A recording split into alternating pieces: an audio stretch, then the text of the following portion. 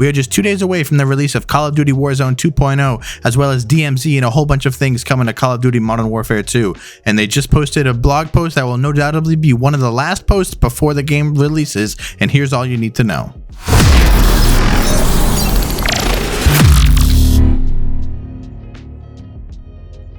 So the blog post starts off by overviewing the Warzone and everything that's changed and things that are new. So let's tackle that first. So they stated that when you drop from the airplane, you can expect to have only an X12 handgun, 2 armor plates, and a pair of fists. Your name and everything else you have to find throughout the terrain. They did confirm what we thought about loadout drops, where you will no longer be able to buy them from the buy station. There's only one of 2 ways you can get one: by the random drops that will drop anytime between the 2nd and 6th circle, or by clearing out strongholds. You will, however, be able to buy your primary weapon from the loadout station, and the way they made it work is you'll be able to buy all your class loadouts, just the primary weapon, from the buy station, so that's kind of cool. They also gave us a more detailed answer of what the interrogation is going to be in this game, and I am very excited about this. So once you successfully down somebody, you'll be able to rush over to them and interrogate them. They stressed multiple times in this blog post that this is not something that happens fast. It will take a few seconds. However, if done successfully, you will see the locations of the rest of the players on that team, as well as all of the equipment that is in the environment around them. So if they're hidden in a house or something and they have a bunch of claymores or C4, you'll be able to see these things through the floor. We also got clarification on these circles, and it looks like it's going to be different in every single game. Some games there might be one big circle, others there will be smaller circles. The smaller circles will always merge though, so you have to know where to be and how to play, and keep an eye on that map to see the movement. Nothing new in the Gulag that we didn't already know. It will be 2-on-2 random assigned teammates going against each other with either a pistol or a shotgun, a lethal grenade, and a tactical grenade. However, there will be a jailer who spawns halfway through the match, and if the jailer is killed, then all 4 players are returned to the battlefield. However, you could just kill the other people and get out of there with just your own lives. The decision is yours, and proximity chat is on. I am so excited for this. This is going to cause a bunch of fun moments, I can already tell. And that's pretty much all they covered for Warzone 2.0. We got some clarification on the circles and how the loadouts are going to work, as well as the confirmation that the Gulag is going to be the way it is.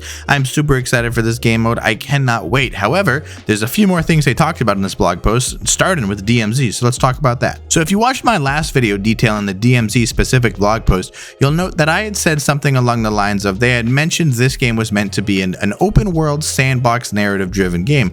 And they keep much of that the same. However, they took away the word sandbox and they redefined it as DMZ is an open world narrative focused extraction mode where operators have free reign to complete faction based missions, take on additional side objectives, engage with enemy operators or AI combatants, and search for valuable items, all while fighting to survive towards exfil.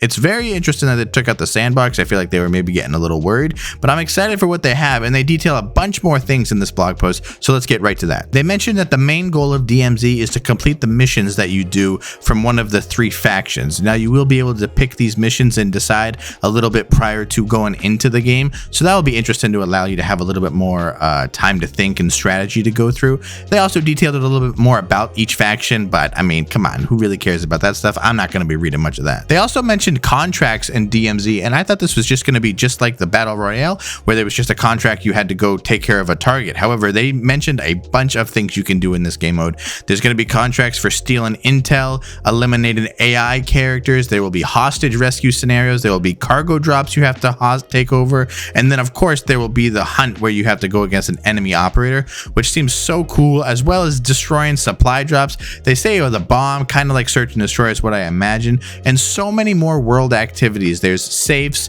there's SAM sites, there's UAV towers, there's hidden stashes, there's strongholds, there's sandstorm elements. I mean, this game is getting packed full of activities for you to do. They also mentioned that in DMZ, you're going to have to be a little bit more strategic with your inventory management, as opposed to Warzone, where you'll be able to just pick up whatever you can hold. In this, it looks like you're going to have to actually move around things and make sure everything fits in your backpack before you go drop it off at a storage place. They also mentioned that the primary way of defense in DMZ is going to be the contraband weapons you find. Those will be any weapons containing from 1 attachment all the way up to 5, and they will be scattered across the entire world. However, if you die with those weapons, they are permanently gone. However, if you do find blueprints for weapons, those do not disappear upon death in DMZ. Instead, they just become locked because you will be able to use those in multiplayer and on Warzone. So that's a pretty exciting thing that if you get a blueprint, you will be able to use it regardless if you make it out alive or not. We also got some news on the exfil process. There will be a set number of exfil sites at the start of each game, and once you go into one of the sites and call a helicopter, AI will start to attack you, as well as you will be marked on every single operator's map, and they will be able to see that someone's trying to leave.